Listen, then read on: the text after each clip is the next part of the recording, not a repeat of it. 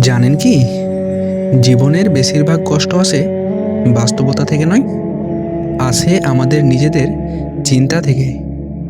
জীবনকে কখনো অকারণে কঠিন করে তুলবেন না।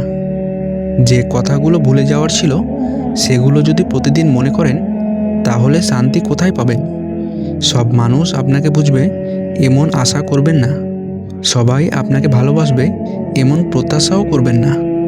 যা আপনার নিয়ন্ত্রণে নেই তা নিয়ে দুশ্চিন্তা না করে যা পরিবর্তন করা সম্ভব সেখানে মনোযোগ দিন।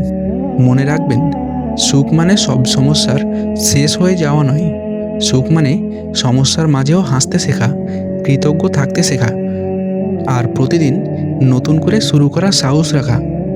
আজ থেকেই একটি সিদ্ধান্ত নিন, অপ্রয়োজনীয় চিন্তা কমাবেন, প্রত্যাশা কমাবেন, আর কৃতজ্ঞতা বাড়াবেন।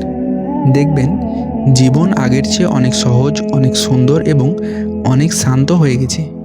শেষ কথা, জীবনকে সহজভাবে বাঁচুন, তাহলেই কষ্ট অনেকটাই সহজ হয়ে যাবে।